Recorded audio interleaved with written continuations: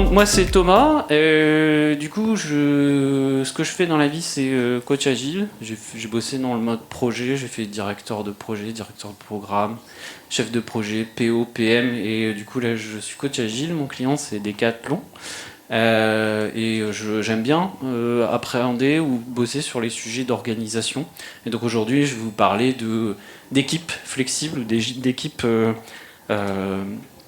dynamiques, d'accord. Pour ça, du coup, et on va les remercier, c'est tous les gens qui ont payé, qui ont sponsorisé cet événement, et aussi toutes les personnes, Xavier, Stéphane, qui sont à la régie là-bas à côté. Je vous invite à leur faire un gros big up. Parce que voilà, sans ces gens-là, on ne serait pas là et je ne serais pas en train de vous parler de ce sujet. Donc cet après-midi, il y aura des rencontres cafétéria avec les partenaires si vous voulez les rencontrer et échanger avec eux. Ok. Alors, avant de préparer ce talk, ce que j'ai fait, c'est que j'ai pris les bouquins, un peu la littérature agile. Peut-être que vous avez vous-même lu un certain nombre de ces bouquins ou vous en avez entendu parler. Je me suis posé la question de savoir que disaient ces bouquins sur les équipes et sur la stabilité des équipes. Donc, si vous lisez Team Topologies, est-ce qu'il y en a qui ont lu Team Topologies là-dedans ? Ouais, ok. Voilà, ils vous disent voilà, le truc, si vous voulez un standard, c'est les équipes stables avec une durée de vie la plus longue possible. Le Patrick Lencioni, les 5 Dysfunctions of a Team, est-ce qu'il y en a qui ont lu ça ? Ouais, aussi. Voilà, il vous dit le travail en équipe, c'est un des avantages compétitifs qui est peut-être un des plus sous-estimés. Si on continue un peu avec Accelerate de Gisembel et Nicole Forgry, voilà, ils vous disent Google cherchait à savoir s'il y avait des facteurs communs dans les équipes et dans les équipes qui performaient le mieux. Et donc ils ont fait une recherche pendant 2 ans pour se poser la question de savoir qu'est-ce qui faisait que certaines équipes Google étaient super productives. Et donc ils ont fait plus de 200 interviews. Et ce qu'ils ont trouvé, c'est que c'était pas tant les personnes qui composaient l'équipe, mais c'était la façon dont les personnes interagissaient qui faisait que ces équipes-là étaient les plus performantes. Et en gros, ils disaient tout ça, ça se résume à la dynamique interne aux équipes. Si je continue, Large Scale Scrum, peut-être qu'il y en a qui l'ont lu, le LESS, le bouquin qui est fondateur du LESS, est-ce qu'il y en a qui ont lu ça ? Vous levez la main si vous l'avez lu ? Non ? Du coup, là, ce qu'il dit, c'est une équipe devrait rester pour toujours. Ça peut...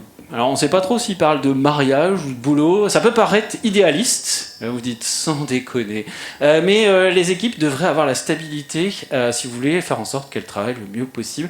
N'importe qui a déjà fait partie d'une équipe qui a une certaine durée de vie, sait pertinemment que c'est la meilleure configuration. Donc en gros, si on prend la littérature sur le sujet, tout le monde vous dit que des équipes qui sont stables et qui sont à longue durée sont les plus efficaces. Donc ça, c'est très bien, ce sont des gens, mais du coup, il y a zéro preuve, il y a zéro fait scientifique qui permet de le déterminer. Ces gens-là, ils vous affirment ça, et vous dites, bon, ok, c'est super, ils ont l'air d'être des experts, mais est-ce qu'il y a quelqu'un qui s'est un jour posé la question de savoir pourquoi c'était mieux d'avoir des équipes qui étaient stables ? Et du coup, moi, je me suis posé cette question et j'ai trouvé une personne. Elle s'appelle Anita Williams. Alors, je ne sais pas si on dit Woolley ou Woolly, je ne sais pas. Donc, si j'écorche son nom, désolé. Et du coup, elle a fait des travaux sur qu'est-ce qui fait qu'une équipe est plus performante qu'un ensemble d'individus. Et donc, elle, son job, c'était de faire des recherches. Donc, elle travaillait à l'université de Carnegie, et donc elle s'est posé cette question-là, et donc du coup elle s'est dit on va essayer de le prouver, parce que c'est bien de l'affirmer, mais le prouver c'est encore mieux. Donc qu'est-ce qu'elle a fait ? Elle a fait passer des tests. Elle a fait passer des tests de complexité. Et donc, elle a fait passer des tests de complexité, donc des QCM. Donc vous imaginez, en fait, ces petits carrés, en fait, il faut essayer de trouver la forme qui suit. Et donc, les tests sont de plus en plus compliqués. Donc, elle a fait passer des tests à des gens tout seuls. Donc, elle a fait passer le QCM et elle a obtenu un certain nombre de réponses, bonnes, mauvaises. Elle a fait passer ces tests à des gens qui étaient, soi-disant, avec des quotients intellectuels plus hauts que la moyenne, voilà, des gens qui se disaient, experts ou des choses comme ça. Et elle a aussi fait passer des tests, donc pas à des individus, mais à des groupes d'individus. Et elle les a laissés interagir. Et du coup, elle s'est rendue compte d'un truc, c'est qu'une équipe battait systématiquement, donc elle avait des meilleurs résultats, les équipes qui performaient, qui étaient les plus stables dans le temps, donc des gens qui travaillaient ensemble depuis un certain temps, qui se connaissaient bien, battaient systématiquement la performance individuelle moyenne. Donc en gros, une équipe était meilleure que la somme des individus. Elle battait aussi toutes les personnes qui, entre guillemets, étaient soi-disant des experts. Donc elles avaient des meilleurs résultats à ces tests si elles étaient en capacité de pouvoir travailler en équipe et de collaborer. Et elle s'est rendue compte de deux trucs. Il y avait deux choses qui faisaient que des équipes étaient plus performantes que d'autres. C'est le fait que cette équipe, au sein de cette équipe, il y a une règle, alors tacite, implicite, ou vraiment quelque chose qui soit écrit, que le temps de parole soit égal. Donc dans l'équipe, les équipes qui étaient les plus performantes étaient les équipes qui avaient un temps de parole qui était équitablement distribué. Donc ça, c'est un premier facteur qui augmentait nettement les résultats. Le deuxième facteur qui augmentait nettement les résultats, c'est la capacité d'une équipe à comprendre et à interagir, enfin à comprendre les interactions et à comprendre les non-dits. Donc la communication visuelle, donc, c'est la sensibilité sociale. C'est-à-dire qu'au plus vous travaillez avec quelqu'un, au plus vous connaissez sa réaction, et même sans qu'il ait besoin de dire quelque chose, vous allez voir son regard, et puis vous allez dire « Ah, quand il fait ce genre de regard, quand il plisse les yeux, il se passe ça. » Soit il s'ennuie. Et donc, c'est ce genre de test qu'on voit ici, c'est on vous pose la question, est-ce que cette personne, vous imaginez est-ce qu'elle est en train de se marrer? Est-ce qu'elle s'emmerde? Est-ce qu'elle se sent intéressée? Et en fait, quand vous travaillez en équipe et que vous connaissez de plus en plus vos collègues, vous apprenez à lire sur leur visage et du coup, vous commencez à comprendre leurs réactions. Et en fait, ça, c'est un facteur qui augmentait encore une fois nettement les résultats. Donc, Anita, elle a prouvé que des équipes qui étaient stables, des gens qui se connaissaient bien, qui avaient l'habitude de bosser ensemble, qui interagissaient régulièrement et de façon équitable, étaient plus performantes sur des tests complexes que n'importe quel individu. Donc ça, c'est une recherche qui a été faite. Donc on dit que on devrait se dire que les équipes stables, avec des gens qui constituent ces équipes qui ont des durées de vie les plus longues, devrait être la meilleure configuration. Et là, je vais vous poser une question. Est-ce que vous avez vécu, dans les 3 derniers mois, un changement dans votre équipe? Donc s'il y a des gens qui ont vécu un changement dans leur équipe dans les 3 derniers mois, levez la main. Ok. Waouh! Regarde autour de vous. Alors entre 0 et 6 mois, donc si vous avez un changement qui a été vécu dans votre équipe entre 0 et 6 mois, vous pouvez lever la main. Donc on comprend les gens qui ont 3 mois et les gens qui ont 6 mois. Ok. Donc en fait, on est en train de se dire qu'une équipe stable, c'est un truc qui est génial. C'est-à-dire que c'est la configuration idéale si on veut bosser en organisation sur des problématiques complexes. Le problème, c'est que vous venez de vous rendre compte que la configuration d'une équipe stable, c'est loin d'être une caractéristique, c'est loin d'être quelque chose qui est courant. C'est-à-dire que aujourd'hui, dans le monde du travail, dans la façon dont on bosse, les équipes, j'aurais tendance à dire que la stabilité, elle est de plus en plus souvent mise mal à l'aise, elle est de plus en plus mise à mal, et on a de moins en moins d'équipes stables. Et donc, notre job aujourd'hui, même si on peut espérer, souhaiter tout ce qu'on veut pour qu'on ait des équipes stables, la réalité, c'est que les équipes, elles sont de moins en moins stables. Alors, vous allez me dire, ouais, une personne qui rentre, une personne qui sort, ça ne va pas forcément mettre à mal la stabilité de l'équipe. Mais quand ça se reproduit tous les X mois, si on ajoute à ça un certain nombre de facteurs, comme des réorganisations, des changements, ça commence à faire beaucoup en termes de stabilité pour les équipes. Et donc ça, c'est un constat qui a été...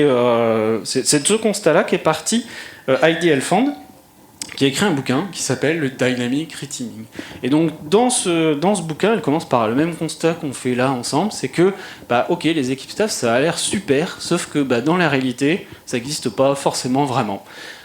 Et donc son postulat de base, c'est de dire que vous le vouliez ou pas, vos équipes, elles vont changer. Vous allez avoir des gens qui vont arriver, des gens qui vont partir. Votre entreprise, elle va dire « Hey, on a un super nouveau produit, merci. Et du coup, on a une réorganisation. Alors, il y a des embauches massives, il y a des licenciements. Et en ce moment, autant dire que ça devient quand même assez monnaie courante.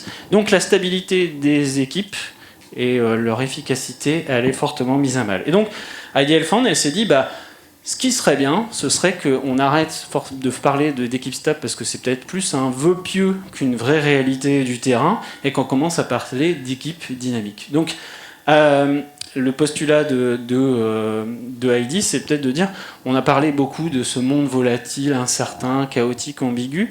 Il y a des entreprises qui arrivent très très bien à générer, elles n'ont pas besoin d'un facteur externe pour générer du chaos. Il y a des entreprises qui arrivent très très bien générer du chaos en interne. C'est-à-dire qu'au fur et à mesure des renégociations, des réorganisations, en gros, vous venez péter votre organisation stable. Et tout ça, ça n'a rien à voir avec ce fameux monde VUCA dont on accuse un peu tout le monde, et c'est un peu la source, ce serait la source de tous les maux. Non, il y a des équipes, il y a des entreprises qui savent très très bien faire du chaos à l'interne. Donc Heidi, elle dit, c'est simple, une équipe, en fait, elle prend l'image d'une forêt de pins, parce qu'elle, elle travaille plutôt dans la Silicon Valley, elle explique qu'elle a bossé beaucoup en mode start-up, et donc en Californie, il y a des immenses forêts de pins, avec des troncs énormes. Peut-être que vous avez déjà vu Star Wars, le retour du Jedi, la poursuite avec les motojets, ça se passe dans des forêts comme ça, avec des énormes sapins. Et donc elle prend un peu cette métaphore de la forêt, elle dit une équipe, en fait, quelque part, c'est un peu comme cette forêt. C'est-à-dire qu'au début, on commence, on a un petit groupe qui va se former et qui va commencer à travailler ensemble. Donc on est dans la naissance de l'équipe. À partir d'un certain moment, elle va franchir un certain cap de l'adolescence. Il y a des gens qui vont s'y rajouter. Alors elle a bossé beaucoup dans le monde de la start-up. Elle dit voilà, une start-up au début, c'est 3-4 personnes dans un garage, puis après ça grossit, ça grossit, ça grossit. On atteint une certaine maturité. Et après, à partir d'un certain moment, on devient limite trop nombreux. Un peu comme cette forêt de sapins. Elle explique, elle dit c'est super ces énormes sapins. Sauf qu'en fait, en dessous de ces sapins, il n'y a plus rien qui pousse. Parce qu'en fait, il n'y a plus de lumière et il n'y a plus de terreau fertile. Et donc on arrive dans une espèce de rigidité.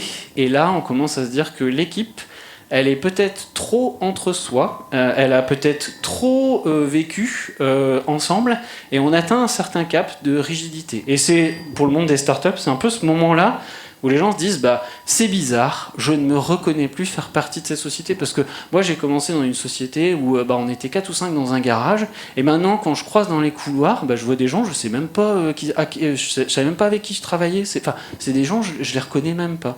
Et donc c'est un moment où on commence à se dire tiens, il y a quelque chose qui a changé.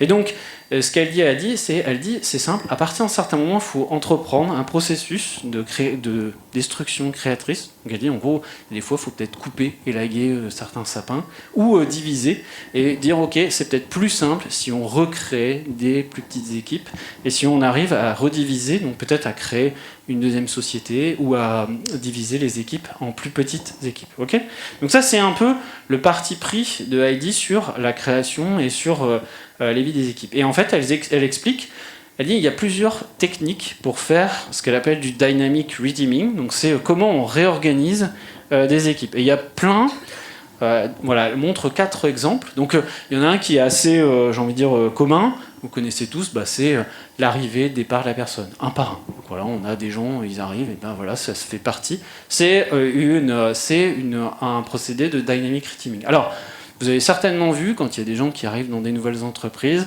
sur LinkedIn, on s'empresse de poster une photo avec un grand sourire, et puis la personne qui est là, elle montre qu'elle a un pull à la marque de l'entreprise, un ordinateur avec un autocollant, et une gourde, ou une mug. Par contre, quand la personne s'en va, on a beaucoup moins de posts LinkedIn qui disent « Ah, je suis bien content parce que là je m'en vais, mais je sais que la place elle est assurée parce que j'ai eu le temps de faire le passage de compétences à Xavier, qui est un mec vraiment super, on a vraiment pu discuter, j'ai vraiment pu échanger les sujets. Si un jour vous avez vu un post comme ça sur LinkedIn, faites-moi signe, parce que moi je n'en ai jamais vu. Donc l'onboarding, on sait très bien faire. Par contre l'offboarding, en gros ça se termine par « Il est où l'ordi de Thomas ?» Il est au helpdesk. Et du coup, les fichiers Thomas, ils sont dans son ordinateur. Et le LDEF, le LDEF, il a formaté le disque de Thomas. Et puis voilà, donc du coup, on a tout perdu. Donc c'est assez souvent une boucherie en matière d'offboarding. Donc Heidi, elle dit, c'est peut-être bien de travailler ces processus aussi bien d'onboarding que de offboarding. Un autre procédé, on pourrait diviser, fusionner des équipes. Donc c'est est-ce qu'on peut regrouper ou splitter des équipes? Ça peut être intéressant si vous intervenez en tant que coach agile ou scrum master. Peut-être des fois vous arrivez, on dit on trouve que nos rituels ils sont un peu mous, on est beaucoup, et puis vous vous rendez compte en fait qu'il y a 10 personnes dans l'équipe et que les 10 personnes, vous pourriez tracer une frontière entre les 10 personnes parce qu'il y a 5 personnes qui font un truc et il y en a 5 autres qui font un autre truc. Et donc quand ils font la rétro, ils disent le problème de Xavier, moi, ok, j'y peux rien, moi, je sais pas faire ce qu'il fait, donc on fait partie de la même équipe, mais tout ce que je peux faire, c'est dire, Xavier, je suis désolé pour toi, mon vieux, mais moi, je peux pas t'aider, quoi. Et en gros, ce qu'on a, c'est 2 équipes, mais c'est juste que au niveau organisationnel et management, on s'est dit, on va faire une équipe, comme ça, ce sera plus simple. Non, c'est pas simple. Vous pourriez travailler sur de l'isolation. Donc là, ici, c'est le cas typique où on vous dit, il y a un sujet et il faudrait qu'on le cadre assez rapidement. Et pour ça, on va prendre des gens dans les équipes et puis on va faire des ateliers tous les 2 semaines et puis on va faire des workshops et on va mettre les gens tous lundi matin à 9h, de 9h à midi, on va faire du workshop pour faire du cadrage parce qu'on a besoin d'avoir plein de gens dans les équipes, mais comme on ne va pas les sortir de leurs équipes, ce qu'on va faire, c'est qu'on va faire du cadrage et on va étaler ce cadrage sur plusieurs semaines. Et là, vous vous dites, du coup, est-ce qu'on n'aurait pas intérêt plutôt de créer une équipe ad hoc qui va bosser pendant 2 ou 3 jours dans un bocal et qui va pouvoir travailler sur ce sujet-là plutôt que d'étaler ça sur des mois et des mois. Ça, c'est une technique de dynamic teaming. Et après, une des dernières dont elle parle, c'est l'inversion. Ça, c'est vous savez, le cas où vous avez une équipe qui est systématiquement le goulot d'étranglement. On a toujours besoin de cette équipe-là à côté, on a toujours besoin de leur demander. Et le truc, c'est plutôt que de planifier ou de faire des tickets Jira dans le backlog de l'équipe d'à côté, on pourrait envoyer quelqu'un. On pourrait se dire, tiens, Xavier, on va échanger nos places. Moi, je vais partir un peu dans ton équipe, tu vas me montrer comment ça marche. Et puis du coup tu vas me donner un peu les accès et puis en échange toi tu viendras et puis du coup tu pourras nous expliquer comment il faut qu'on fasse pour accéder à ton truc. Du coup ça nous évitera de nous envoyer des tickets Jira, des mails ou des trucs comme ça. On va apprendre à faire le truc qu'on a besoin de faire pour que ce soit plus facile. Donc ça c'est une autre façon de rendre les équipes plus dynamiques. Ça vient pas de moi, c'est du Unfix. Donc c'est un truc qui a été inventé par Jürgen Appelo et donc du coup il a essayé de résumer un peu les différentes typologies d'équipes. Et donc vous voyez que, alors il y a des équipes, celles-là vous les connaissez, c'est stable. En général, l'équipe elle est pérenne, ses membres changent rarement. Donc ça c'est la configuration qu'on aimerait tous connaître. Et on a vu que c'était le truc qui marchait hyper bien, qui est hyper efficace. Sauf que de plus en plus, on se retrouve avec des équipes qui ont une composition qui est dynamique. Donc l'équipe est pérenne, mais malheureusement, pour des raisons qui sont indépendantes de notre volonté, mais on ne peut pas faire autrement parce que c'est la réalité économique actuelle, ces membres vont changer assez régulièrement. Donc, vous comprenez que l'équipe, elle va devoir se réorganiser et elle va devoir s'adapter à ce nouveau mode de fonctionnement. Après, vous pourrez très bien avoir une équipe à mission. C'est pas parce qu'on travaille dans l'IT et qu'on se dit que les équipes staff c'est super que y a mes corps de métier entiers qui fonctionnent avec des équipes qui sont à mission. Donc l'équipe, elle est temporaire. Mais ses membres, ils changent rarement. Les pompiers, quand ils montent dans leur camion, ils savent pas forcément avec qui ils vont faire équipe. Ils sont de garde, et puis d'un seul coup, il y a une urgence, et du coup, ils vont monter avec les collègues qui sont là. Donc voilà. Et après, vous avez des compositions d'équipes qui sont fluides. Donc sur un chantier, tous les jours, il y a des corps de métier qui interviennent, il y a des gens qui viennent. Si un jour vous avez fait rénover votre maison, vous allez presque vous dire, mais en fait, tous les matins, je fais le café, mais je sais pas pour qui je veux le faire, parce que des fois, je le fais parce qu'il y a un artisan qui vient, et le lendemain, c'est pas le même, et le surlendemain c'est un autre corps de métier qui intervient, et en fait l'équipe elle est temporaire et les membres en plus ils changent fréquemment. Donc ça c'est les différentes typologies d'équipes et vous pourriez vous poser la question de ok, est-ce qu'il y a un moyen de pouvoir composer quelque chose, une organisation avec des équipes qui ne seraient pas forcément toutes stables. Ok ? Alors vous allez me dire ok, mais concrètement, comment ça marche aujourd'hui ? Aujourd'hui, en fait, on voit très peu On voit très peu d'organisations avec des équipes dynamiques. Aujourd'hui, on voit plutôt des organisations avec des équipes qui sont dites stables. Donc on a des équipes à qui on confie un backlog et à qui on confie un problème ou un produit. Donc ça, je pense que ça représente la majorité des cas. Levez la main si c'est vous travaillez dans des entreprises où vous êtes plutôt organisé comme ça. Voilà. Donc vous comprenez en fait que avec ce genre de dispositif, ce que vous avez, c'est donc des équipes qui vont bosser sur leurs problématiques. Donc si la problématique majeure de l'entreprise, c'est de travailler sur le problème jaune, l'équipe rouge n'est pas configurée pour aller aider l'équipe jaune. C'est-à-dire que vous allez avoir des tas et des tas d'entreprises où les équipes, vous avez des équipes qui sont débordées. L'équipe jaune, par exemple, elle va être débordée. Vous allez vous dire, en fait, tout ce que vous allez pouvoir vous dire, c'est ah ouais, l'équipe jaune, ils sont en permanence débordés. Mais vous faites partie de l'équipe rouge, vous avez un backlog rouge et vous travaillez sur le produit rouge. Et vous n'avez pas la capacité, parce que l'organisation telle qu'elle est faite n'est pas faite pour que vous puissiez aller aider l'équipe jaune. Ok ? Donc, tant que vous avez des sujets à faire dans votre backlog rouge pour traiter le problème rouge, bah vous avez, tout ce que vous pourrez dire à l'équipe jaune, c'est mon pauvre vieux, hein, voilà, bon, je suis désolé pour toi, Xavier, tu fais partie de l'équipe jaune.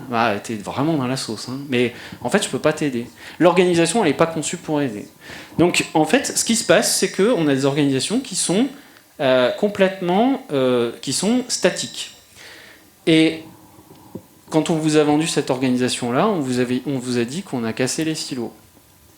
Donc, on est tous censés travailler en mode pluridisciplinaire et il n'y a plus de silos. Sauf que, si vous regardez bien, du coup, on commence à voir réapparaître peut-être ces silos. Donc là, on vous dira non, c'est pas des silos, c'est une équipe, un ensemble d'équipes produits pluridisciplinaires, mais qui ont des dépendances. Voilà. Donc on vous dira pas qu'il y a des silos, mais si vous regardez bien, vous voyez que les silos, on les a juste recréés, mais de façon horizontale. Donc cette configuration-là n'est pas conçue pour que vous puissiez aider l'équipe jaune. Et quand il y a un nouveau problème et que ce problème est de couleur bleue, alors ce que font en général les entreprises, donc ça on appelle ça des problèmes transverses. Donc ça traverse plusieurs produits. Et là, la direction, elle dit, bon, on a un sujet là, et ça va concerner bleu, jaune, vert, et vert, je sais pas trop quoi. Du coup, en fait, ce qu'on va faire, c'est qu'on va nommer quelqu'un qui va faire de la gestion de projet. Donc, vous l'appelez directeur de programme, epic owner, initiative leader, bref, comme vous voulez. Et on va dissoudre le problème dans le backlog.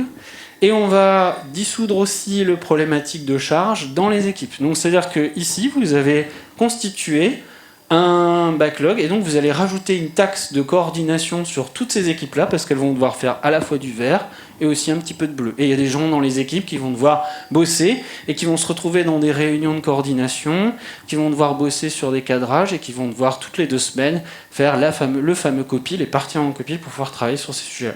Ça, c'est la façon, j'ai envie de dire, je rencontre 90% des cas de figure, ces entreprises, quand elles ont un sujet transverse, elles bossent comme ça.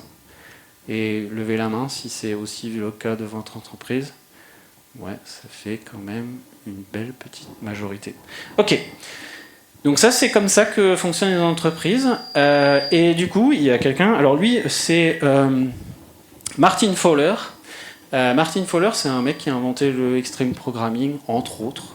Il est aussi signataire du manifeste agile et il a dit « ça fait mal, faites-le plus souvent ». Il pensait à un truc qui est tout simple. Lui, il disait « on a appris à faire du continuous delivery ». Okay, on a appris à livrer régulièrement et à updater régulièrement nos systèmes. On l'a appris, ça a fait mal. Je ne sais pas si vous connaissez, si vous avez vécu ce temps-là, mais il fut un temps où quand on voulait updater un logiciel, il fallait qu'on aille chercher le CD, qu'on mette le CD dans la tour, qu'on insère le CD, qu'on appuie sur Setup et qu'on fasse une prière à Bill Gates pour éviter que notre ordinateur il tombe en carafe. Aujourd'hui, on a des systèmes qui se mettent à jour, j'ai envie de dire, plusieurs fois par jour, et du coup, ça pose aucun problème. Et donc, est-ce que, de la même manière qu'on a appris à faire du continuous delivery, est-ce qu'on n'aurait pas intérêt à apprendre justement à faire du continuous reteaming, à se poser des questions de est-ce qu'on a toujours besoin de continuer à fonctionner avec des équipes stables. Je veux dire, si vous avez une problématique qui traverse 4 ou 5 équipes, il peut peut-être se poser la question de savoir est-ce qu'on n'aurait pas intérêt à revoir régulièrement notre organisation au regard des challenges, des défis qui nous sont adressés. Et donc, vous pourriez mettre en place ce dynamic reteaming, et du coup, il y a quelques exemples, je vais vous en montrer pas plus tard que tout à l'heure, mais voilà, il y a quelques variables, et donc dans le bouquin Dynamic Reteaming, Heidi, elle vous explique qu'il y a plusieurs facteurs qui vont favoriser ou qui vont défavoriser, enfin en tous les cas qui auront un impact sur le fait que vous soyez en capacité de faire du dynamic reteaming. Donc le fait que ce soit le même manager, donc quelqu'un qui manage plusieurs équipes, que se dire bah oui, c'est plus mieux si on crée une équipe d'une durée temporaire de 1 semaine pour traiter cette problématique, ce sera peut-être une bonne chose ou pas. Ça peut peut-être aussi être un truc où ce ne sera pas un problématique. La façon dont vous faites vos tests, l'âge de votre code. C'est sûr que s'il y a des trucs où vous dites « Ah non, mais là, il n'y a personne d'autre que lui qui s'est touché à ce code-là », bah, vous êtes un peu difficile, vous êtes un peu en carafe pour faire du dynamic reteaming. Est-ce que vous avez des plateformes? Est-ce que c'est un choix? Est-ce que c'est contraint? Donc après, il va y avoir la technologie qui va entrer en ligne de compte. Le fait que vous ayez des équipes qui soient colocalisées, votre capacité ou la culture d'entreprise vis-à-vis des pratiques collaboratives. Est-ce qu'on est dans quelque chose de très collaboratif ou pas? Les familiarités entre équipes. Donc ça, tout ça, c'est des paramètres qui seront à prendre en compte quand vous ferez du dynamic reteaming. Et ça, en fait, il y a un chapitre complet du bouquin qui vous explique en quoi ça peut être un atout ou un handicap quand vous allez faire ce genre de pratique. Et après, vous aurez peut-être des gens dans vos entreprises qui vous diront « Non, non, mais ça, le dynamic reteaming, c'est un truc de bobo. Tu vas te calmer tout de suite, Thomas. On va rester avec nos équipes stables et on va faire notre truc comme on a l'habitude de faire. » Et il y en a même qui vont dire... Moi, j'ai eu des gens qui m'ont dit « Mais en fait, si j'ai un problème bleu, bah, je ne vais pas m'emmerder. Je recrute 5 personnes et puis je les mets sur le problème et le tour est joué. » Donc ça, c'était il y a 2 ans, on pouvait me faire cette réponse-là. C'est-à-dire qu'il y a 2 ans, il y avait de l'argent dans les DSI, et donc on pouvait sans problème peut-être embaucher des gens. Et c'est un peu comme ça qu'on a vu, tiens, on a un problème avec le RGPD, on va faire une équipe RGPD. On a un problème avec la data, on va créer une équipe data qui va devenir une BU data et une direction data. On va embaucher des tas de gens qui vont faire que de la data. Et donc vous avez un problème, vous rajoutez une pile, vous rajoutez juste une couche. On ne passe pas très très loin peut-être en ce moment avec des équipes IA, où vous avez des entreprises où il y a des équipes qui font l'IA. Donc c'est les seuls qui ont le droit de faire l'IA, c'est-à-dire que les autres, elles n'ont pas le droit. Donc vous avez tout le monde qui se dit « Mais pourquoi on ne pourrait pas, nous aussi on a envie d'utiliser Gemini ?» Non, vous n'êtes pas dans l'équipe IA, donc vous ne faites pas d'IA. Okay, et donc ça marche très très bien quand il y a de l'argent. Aujourd'hui, il n'y en a plus. Donc il va falloir trouver une autre solution que d'empiler les équipes, et donc du coup il va peut-être falloir se poser des questions. Donc aujourd'hui j'ai envie de dire qu'on a un terreau favorable au fait de pouvoir peut-être réfléchir à la composition des équipes, alors qu'avant on pouvait carrément vous mettre un veto en disant non, mais en fait on va recruter une équipe. Vous pourriez avoir des personnes, vous pourriez utiliser certains des arguments que j'ai listés ici. Donc par exemple, peut-être que dans votre entreprise, on dit non, mais il n'est pas question de faire des équipes dynamiques. Ça n'existe pas chez nous et c'est pas dans notre culture. Sauf que quand il y a une crise, quand il y a un gros problème technique, ça n'empêche personne de dire Xavier, Stéphane, on se retrouve tous en salle de réunion, machin, vous annulez tous vos meetings. Et d'ailleurs, la salle de réunion qu'on a réservée, on va enlever tous les meetings dessus, on va appeler ça une cellule de crise, et on va faire une war room et vous allez vous mettre dedans. Ça, c'est une équipe dynamique. Donc, si j'étais vous pourriez poser la question aux personnes qui font ce genre de cellules de crise et qui vous invitent manu militari à rejoindre ces équipes de crise, vous pourriez leur dire mais si on est capable de le faire après qu'on ait détecté un problème, peut-être que ce serait pas mal de se poser la question est-ce qu'on n'aurait pas intérêt à le faire avant en fait? Ce serait peut-être mieux, on pourrait peut-être mieux le vivre et du coup on pourrait peut-être mieux s'organiser que quand on fait des cellules de crise. Donc sachez que dans vos entreprises, les équipes dynamiques, ça existe. Dès qu'il y a un gros problème, bizarrement, on arrive tout de suite à trouver une solution pour mettre en place des cellules complètes où on annule toutes les réunions. Et ça fait partie de toutes les entreprises. Après, vous pourriez être dans une entreprise qui utilise Safe. Parce qu'il y en a qui ont des entreprises qui sont organisées autour de Safe, Framework. Ouais, quelques-unes. Donc si vous faites du Safe, et si vous avez payé votre licence, vous avez le droit d'accéder au site web Safe, parce que sinon vous n'avez pas le droit de regarder. Mais j'ai quand même pris la capture d'écran pour vous. Et sachez qu'il est possible que, dans Safe, c'est totalement OK de dire que vous pourriez avoir des personnes qui sont organisées de chaînes de valeur et de trains. Et donc on a un système qui en continue. Donc c'est pas incompatible avec Safe. Donc s'il y a des gens qui travaillent dans le monde Safe et vous dites tiens, ça pourrait peut-être pas mal de réfléchir à la composition des organisations et que vous dites non, Safe ne l'autorise pas, Bah si, ok. Donc les gens qui sont certifiés, vous pouvez dire, bah tiens, il y a quand même une possibilité d'avoir cette approche. Après, peut-être que vous travaillez vous avez travaillé sur un modèle qui est calqué sur le modèle Spotify. Alors quand je dis modèle Spotify, c'est le modèle qui a été vendu aux entreprises qui ne connaissaient pas Spotify, et du coup ce modèle-là n'est peut-être plus utilisé par Spotify. Mais si vous voulez plus de détails, je vous invite à contacter Rachel Dubois qui elle a bossé sur Spotify, qui vous dira que ce modèle n'a pas forcément été vraiment utilisé par Spotify, ou qu'il a été modifié très très vite. Donc si vous êtes organisé en modèle Spotify avec des tribus, des guildes, sachez que les tribus et les guildes, ça n'est pas que un truc pour prendre des petits déjeuners. Ouais, parce que je vois beaucoup d'entreprises qui ont des guildes et des tribus, et en fait, la principale source de rencontre de ces personnes-là, c'est des petits déjeuners. Donc sachez que dans le modèle Spotify, vous pourrez très bien dire, on va créer une guilde, mais en fait, on va faire un peu plus que boire du café, on va travailler sur un sujet complexe, un sujet goulot d'étranglement, et on va essayer de le résoudre. Donc ça, c'est tout à fait possible si vous travaillez dans ce type d'entreprise. Et après, il y a carrément des modèles qui sont développés autour de cette notion de dynamique d'équipe, le modèle FAST, qui vise en fait à avoir un backlog qui est partagé. C'est-à-dire que plutôt que chaque équipe ait son backlog, vous posez un backlog au milieu de la pièce, et les gens disent ok, moi je vais pouvoir collaborer, sur ce sujet-là, moi je peux travailler dessus. Sur ce sujet-là, je peux travailler dessus. Donc il y a des modèles qui sont conçus pour que vous puissiez vous poser la question de ok, on pourrait réorganiser les équipes. Si vous bossez en mode quarter, vous faites des PI planning ou des plannings de 3 mois. Est-ce qu'il y a des gens qui travaillent selon ce modèle-là? C'est-à-dire tous les 3 mois, vous vous retroupez, ok. Du coup, vous pourriez vous poser la question, c'est-à-dire que de la même manière que tous les 3 mois, vous vous posez la question de ok, on va travailler sur quel sujet, vous pourriez vous poser la question de est-ce qu'on est bien organisé pour bosser sur les sujets qu'on nous demande de bosser? Est-ce qu'on n'aurait pas intérêt, en plus de constituer le backlog, de se dire est-ce qu'il n'y a pas 2-3 ajustements dans les équipes qu'on pourrait faire pour essayer de gérer? Parce que là, ça risque d'être compliqué pour cette équipe-là dans les 3 prochains mois. Donc est-ce qu'on ne pourrait pas les aider? Donc ça, c'est tout à fait des choses que vous pourriez introduire si vous vouliez mettre en place ce type de dynamique. Je vous donne quelques exemples. Ça, c'est un diagramme compliqué pour vous expliquer juste que dans une entreprise pour laquelle j'ai bossé, on a mis en place ça. C'est-à-dire qu'on avait des équipes avec des gens qui étaient plutôt statiques. Donc des gens qui disaient moi ça m'intéresse de bosser de façon pérenne dans une équipe. Donc ok, je suis dans la configuration équipe stable. Et au milieu, on avait un réservoir de développeurs. Et donc c'est plutôt des gens qui disent moi j'aimerais bien changer régulièrement d'équipe. Donc régulièrement, c'est tous les 3 mois, on se posait la question de on risque d'avoir un peu plus de charge là-dessus, on risque d'avoir un petit peu plus de charge sur cette équipe-là. Et est-ce que, du coup, on avait ce réservoir de personnes, donc avec des compétences, donc ils ne pouvaient pas forcément intervenir dans toutes les équipes, mais en fonction de leur stack et en fonction de la compétence, ils pouvaient aller bosser dans l'une ou dans l'autre des équipes pour pouvoir les aider si jamais on avait besoin. Et donc, ce réservoir de développeurs, il était à disposition, tous les 3 mois, on se posait la question de comment on pouvait utiliser ça pour essayer de gérer un peu cette charge. Okay, donc ça, c'est un premier exemple. Ici, vous avez un deuxième exemple. Alors là, on est chez Leroy Merlin. Ce sont des juristes qui sont en train de bosser. On n'aurait pas l'impression comme ça. Mais du coup, eux, ils bossent en mode fast.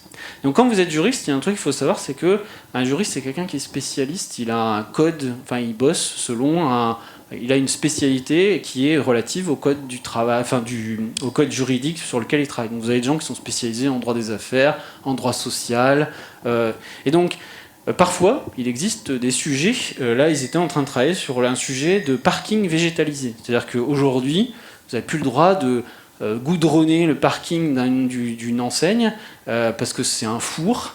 Et donc, ce qu'on fait, c'est que on végétalise le parking. Et ça a une déclinaison juridiquement. Il faut se poser la question. En fait, la direction juridique se dit comment on peut travailler sur un sujet comme ça? Parce que moi, je suis spécialisé dans le droit machin, mais je connais absolument pas le domaine du droit de l'autre parce que c'est ma spécialité. Mais pour autant, un sujet comme la végétalisation d'un parking, c'est un code au niveau de la voirie. La mairie, elle a décidé l'application, c'est comme ça. Et après, du coup, il faut se poser la question.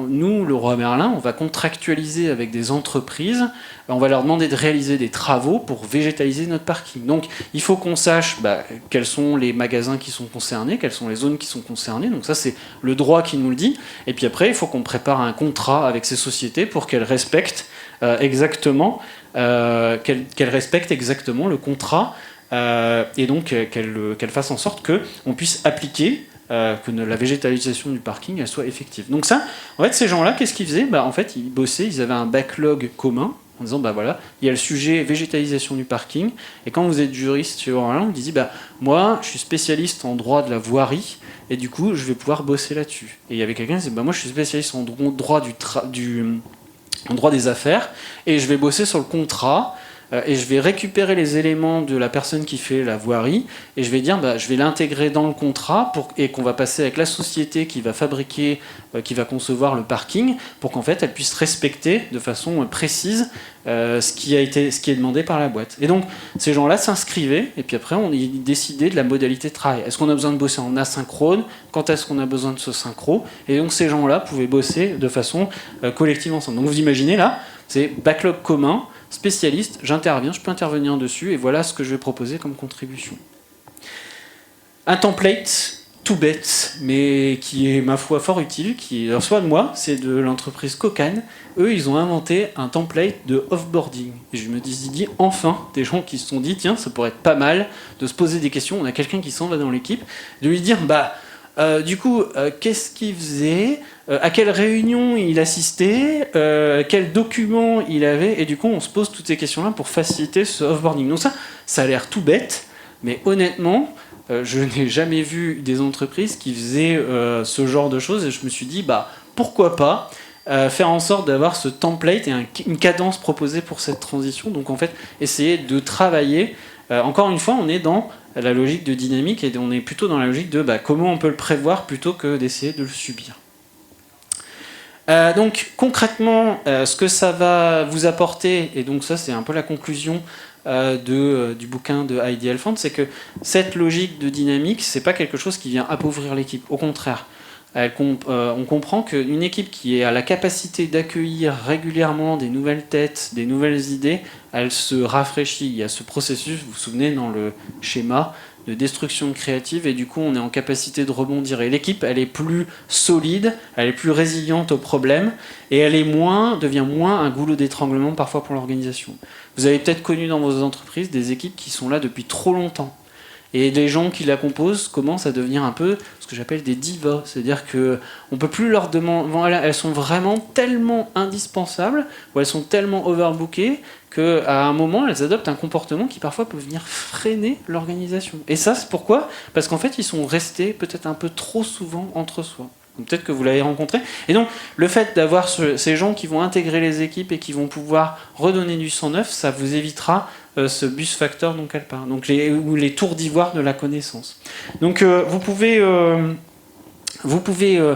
vous poser des questions. Vous pouvez vous dire non, c'est quelque chose que je veux pas, mais dans tous les cas, ça va forcément arriver. Le dynamic reteaming, c'est quelque chose qui aujourd'hui devient quelque chose de plus en plus prépondérant. C'est une façon de travailler. Les équipes stables, on va pouvoir avoir de la stabilité jusqu'à un certain mode, mais nous, en tous les cas, je crois de plus en plus à cette approche dynamique pour pouvoir travailler en équipe. Alors, si vous voulez en savoir un petit peu plus et si vous voulez aller voir plus loin, je vous invite forcément à lire le bouquin Dynamic Reteaming. Si vous voulez en savoir plus sur Unfix, vous pouvez aller consulter le site. Et si vous voulez en savoir un peu plus sur tout ce qui est intelligence collective, je vous invite à rejoindre la chaîne Fulloscopy, qui est absolument géniale, avec des super expériences. Si vous ne connaissez pas, c'est une pépite ce truc. Je crois que la personne s'appelle Mehdi Moussa. Oui, c'est ça, je sais plus. Mais ça oui, voilà. Donc le gars est absolument génial, et donc il vous parlera, et donc c'est là-dessus que j'ai repris un peu la partie sur Anita Willy. Voilà. Et du coup, je vous laisse avec le QR code, et merci de votre attention.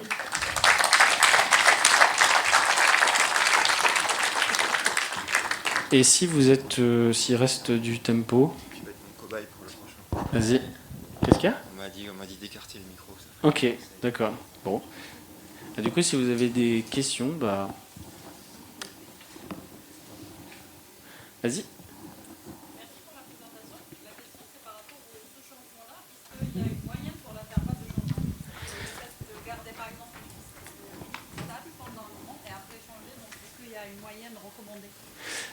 Alors, j'ai bossé dans des structures où on se posait cette question tous les 3 mois, on me dit, c'est-à-dire que c'est pas tant une moyenne, mais c'est plutôt on amenait le sujet de la composition de l'organisation au travers des sujets qu'on devait adresser. Par exemple, je te donne un truc, on dit il faut faire ce cadrage-là, il faut résoudre cette problématique-là, donc on est sur un domaine d'à peu près 150 personnes, et on se dit ça c'est stupide de mettre des gens dans une salle de réunion tous les lundis pendant 2 mois, parce qu'en fait, on va passer notre temps à faire des réunions de machin.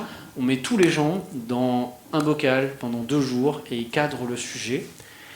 Et par exemple, pour traiter cette problématique qui emmerde tout le monde, pareil, on fait une équipe pendant 1 semaine. Et en fait, on avait décrété, donc il n'y avait pas forcément de moyenne, c'était plutôt les sujets qui amenaient la recomposition des équipes. Et la durée de cette équipe, entre guillemets, constituée, elle était plutôt liée à la mission qu'on lui avait confiée. Donc c'est quelque chose qui peut être introduit. Et encore une fois, si tu dis à quelqu'un, ok, on va mettre tout le monde dans un cadrage pendant 2 jours, et les organisations vont dire, ah non mais jamais de la vie, on peut empêcher, on va pas bloquer les gens pendant 2 jours pour pouvoir travailler. Bah si, en fait, ils le font quand il y a une crise. Donc ça les empêche jamais. Et il y a un autre truc, c'est que on arrivait, alors je sais pas vous, mais nous, ça nous arrivait souvent qu'il y a des gens qui se disent, il faut absolument cadrer ce sujet au plus vite. Ok, donc on disait, on va mettre les gens pendant 2 jours dans une salle. Et là, il y avait des gens qui disaient, ah non, mais c'est pas possible. Et là, on revenait en disant, et vous avez dit au plus vite ou comment ça se passe? Et là, en fait, vous mettez les gens en face de leur contradiction. D'un côté, vous nous dites que c'est urgent, on vous propose une solution pour résoudre le problème de façon urgente. Vous ne pouvez pas vous contredire dans le sujet. Donc c'est quelques leviers comme ça que tu peux utiliser pour essayer de redispatcher peut-être ou de réorganiser, reconfigurer les équipes. Vas-y. Attends. Xavier is on the run. Oui, moi j'ai juste une question. Tu parlais tout à l'heure de la taxe de coordination. Ouais. Quid de la taxe d'adaptation des équipes? Parce que c'est pour faire écho à la conf d'hier de Geoffrey avec l'épuisement professionnel et le fait de se réadapter tout le temps. C'est effectivement, il y a cette logique-là. Et ce qui est assez marrant, c'est que tu vas avoir des gens qui sont carrément qui sont carrément à l'opposé de ce genre de pratique. C'est-à-dire qu'ils préfèrent avoir un environnement de travail qui est stable, qui est serein. Et dans l'exemple que je montrais, du coup, nous, ce qu'on avait fait, c'est qu'on avait posé les questions aux personnes en leur disant « Est-ce que vous êtes OK pour bosser de façon adaptable ou est-ce que vous êtes KO ?» Si vous êtes KO, c'est OK, on vous aime bien aussi, mais du coup, vous bossez dans cette équipe-là. Mais je suis entièrement d'accord avec toi qu'il y a certaines personnes qui vous diront « Non, mais moi, jamais je veux bosser comme ça. » C'est une notion de culture d'entreprise et effectivement de capacité d'adaptation des personnes qui en font partie des équipes. Je propose que tu ne forces pas. Ouais, c'est ça. L'objectif, c'est pas de forcer. Après, effectivement, il y a des sujets où on disait, ok, on va cadrer le sujet, on va le faire pendant 2 jours. Bon, la personne dit, ok, 2 jours, ça me fait chier, mais c'est 2 jours. À la fin, on lui vendait en lui disant, alors tu préfères quoi? On te met dans un bocal pendant 2 mois, tous les lundis, ou alors on le fait une fois. C'est un peu comme quand on t'arrache le sparadrap, c'est je le fais doucement, ou alors je tire une fois, et bon, voilà, les gens disent, ok, d'accord, 2 jours, mais 2 jours pas plus. Ouais, on pitch l'idée, on fait le story map, on met la cotation, et puis après on fait une idée de planning, et après, vous avez terminé sur le sujet. Donc on essaie de le vendre comme ça, mais effectivement, il y a cette logique de est-ce que la culture, ou est-ce que les gens sont prêts à le faire? Ouais, clairement. D'autres questions? C'est bon? Ok, merci à vous. Top. Merci.